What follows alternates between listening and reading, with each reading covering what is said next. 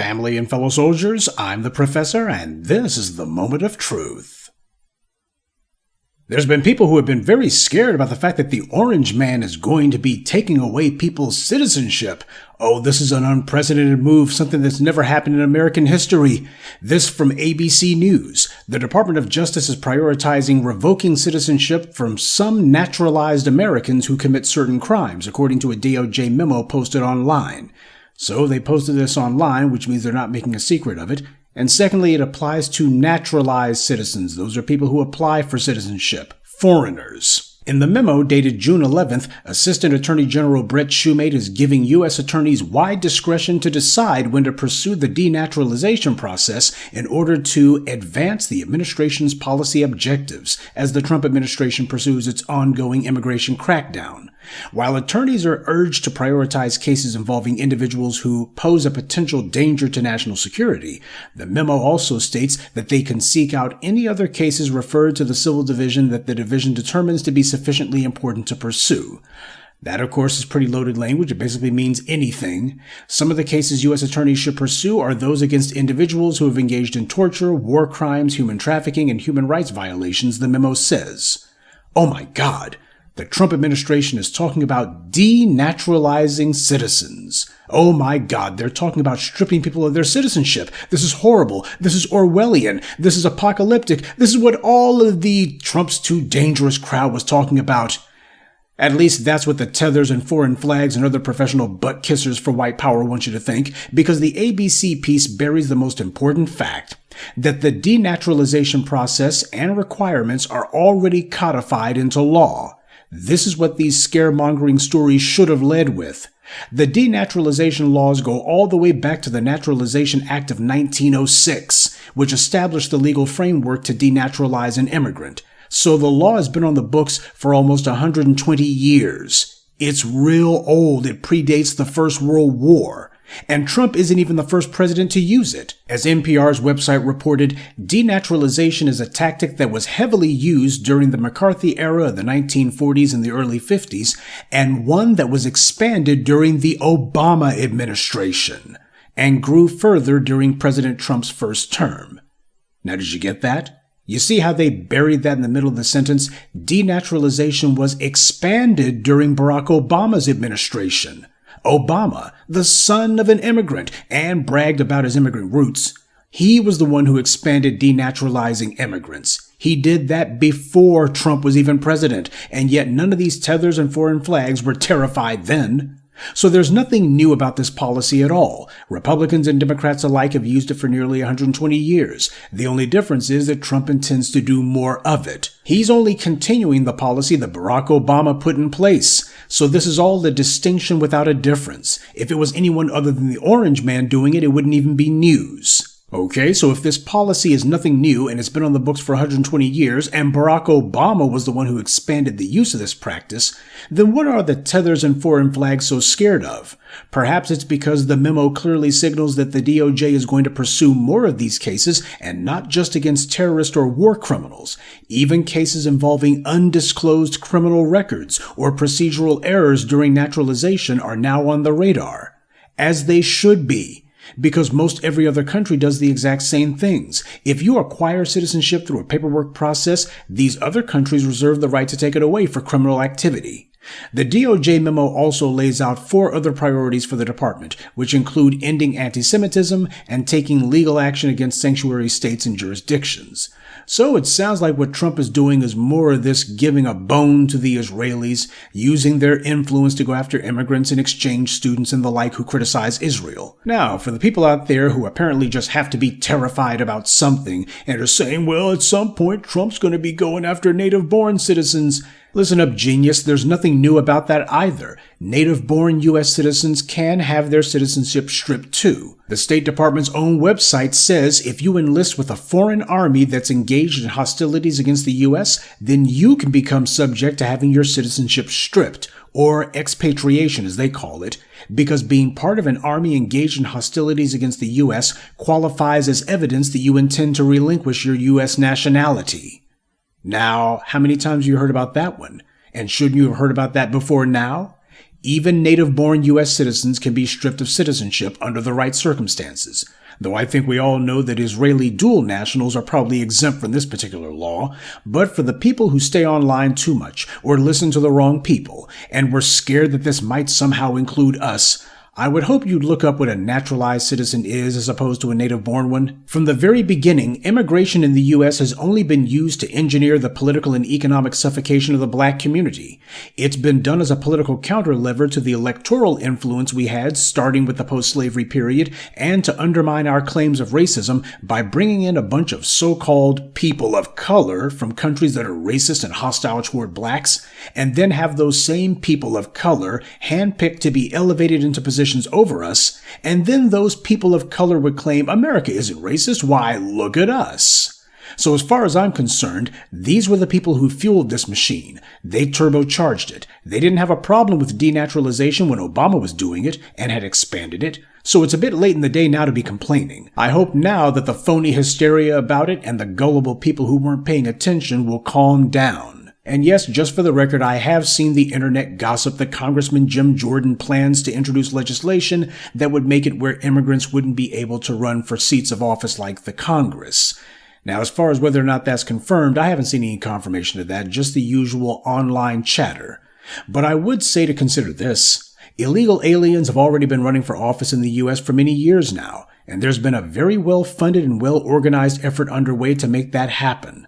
Back in 2018, during Trump's first term, ABC ran a story about how there was a big push to get as many so-called former undocumented immigrants into office as possible. Now, what's interesting about this story is that it was very specific about who they meant when they were talking about immigrants running for office. They specified only Latinos and Asians. There's no mention in the story at all of immigrants from Africa or the Caribbean. The story says organizations that promote the election of immigrants say it is important that the government better reflects the U.S. population. Well, apparently they don't think black qualifies. Latinos and Asian Americans comprise over 22% of the population in the U.S., but hold fewer than 2% of more than 500,000 elected positions. So all the tethers and bootlicks from abroad who keep conning themselves into thinking that there's some kind of immigrant alliance, you're beyond stupid. As this story from 7 years ago illustrates, there never was an Afro-Asiatic Latino alliance any more than there was a black-brown one. You look at who all is featured in this story and it's nothing but Asians and Latinos. That's no accident. They're not even making a pretense that they include black people from anywhere. This is from 7 years ago. And it mentions that it's important that they be in office because they chose to come to the U.S. So choosing to come to the U.S. means an automatic right to hold political office? One immigrant mentioned in this piece was a woman named Farah Khan. She's an immigrant from Pakistan who came to the U.S. in 1974, along with her mother, both of whom were brought by her father because he sponsored bringing them over. That's how white power organizes for entire groups to be brought into the U.S. One person gets in, and then they sponsor their entire family to be brought in next. And then the government sets them up in black neighborhoods in order to use resources from there to fund their businesses. This Farah Khan woman was talking about immigrants and people of color. She used those two phrases side by side, and she made it clear that in her mind they're synonymous. They mean the exact same thing. Except when she's talking about people of color, that means immigrants of color who are Asian or Hispanic. She even went so far as to say, quote, "There needs to be a natural process by which immigrants, people of color, are pushed up to feed into the leadership roles." Now look at the wording that she used. There needs to be a natural process, natural meaning automatic, by which immigrants can be pushed up to feed into the leadership roles. Needs to be a process to feed immigrants into leadership roles. Well, clearly that's exactly what's been happening. People are not elected, they're selected to be fed into leadership roles. And this story makes it very clear who they have in mind, what immigrants in particular they're thinking of. Well, at least she understands how white power works. And for the white adjacent types like Khan, this is the kind of racialist system she needs because she relies on white power to pick and choose who the winners will be. And it's not based on merit. That's the reason why she's saying that the system needs to have a natural, automatic process by which immigrants like herself can be pushed up to feed into the leadership roles. Not a matter of her actually getting it on her own, but a matter of we need to make an automatic process that's just going to give it to us. This is from 7 years ago. So you got this woman from Pakistan who apparently didn't realize that the system already cherry picks them and then sets up a ton of policies and programs to help them leapfrog over black Americans, and that this system has spent the last 150 years feeding immigrants into financial backing for their businesses, government contracts for their companies, college and university admissions for their students, and as we see with Khan, feeding them directly into political office. All that in one generation. And then, having received tons of all this governmental help just handed to them, they turn around, deny that they got all of this help, deny that anyone fed them into political leadership roles. Why, we just got it on our own. And people like Farah Khan will deny having said that she wanted a system that would naturally feed immigrants such as herself into leadership positions. She goes to a foreign country and then demands that she be in charge, because that's what this really is. She comes from Pakistan and then says, I want a natural system that will elevate me to leadership. And these are the same people who will tell black Americans, why, we're doing better than you black people because we work harder, etc., etc. You need to remember these things. The system she was advocating for to selectively elevate immigrants like herself already exists. She's living proof of that. And yet, for her, it's still not enough. And both political parties make it a point to selectively recruit, fund, and push immigrant candidates, especially in the black community. The Congressional Black Caucus is majority immigrants, even though black immigrants are a small minority in the black community. So black people can't get backing, funding, or support for their campaigns unless they're black immigrants. Then there's an entire apparatus that shows up out of nowhere to support them. Well, only in places where black voters are at. The only people who are being prevented from holding office are foundational black Americans. For immigrants, there's a natural pipeline that selects them, then elevates them to be fed into leadership positions. This is how other groups go from being fresh off the boat to being members of Congress and having businesses of their own in their own enclaves in a single generation, because the system of white supremacy set it up that way. There's entire well-funded organizations solely dedicated to making sure that happens. And then those same immigrants turn around and talk to us as if nobody's been giving them all of these elected offices when they know full well the hand of white power selected them. Blatant lies are an essential part of anti-black racism, and it's something that the white supremacists and these people of color do every day to push every anti-black talking point and practice. And on a side note, this story was written in 2018. Since then, Miss Farah Khan has been very busy. First, she was elected to the Irvine City Council, and then after that, she was elected mayor of the city. And she held that office up until last year. Now, she announced that she intends to run for a seat on the Orange County Board of Supervisors. This woman is making an entire career out of being a politician. White power engineered her arrival to the U.S., made sure that her family was set up sweet, then fed her into political leadership positions, even though she comes from a culture of rabid anti-black racism, or perhaps because of it. And this is the reason why we call out black immigrants who pretend as if their being immigrants somehow means they're on the same level as a Farah Khan or an Ocasio-Cortez. African and Caribbean immigrants helped to create this situation. And they did it over our objections. We told them what the scam was, but they didn't listen. As they saw it, they were having an inside track with white supremacy. So now they can handle this one themselves. They can go to the Farah Khans and other immigrant peoples of color and tell them that, hey, they're all fellow immigrants, so they all got to stick together, right? And see how well that goes over.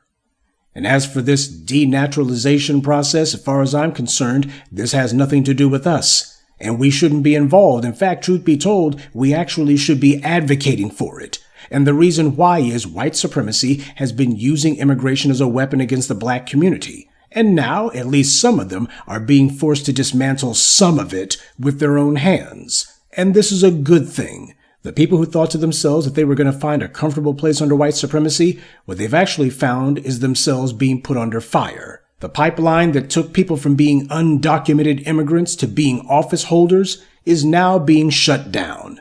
And it's way past due. So for the illegal aliens who thought to themselves that white power was going to feed them into leadership positions, they can forget about running for office. If Trump and Stephen Miller have their way, the only thing they'll be running for is the border.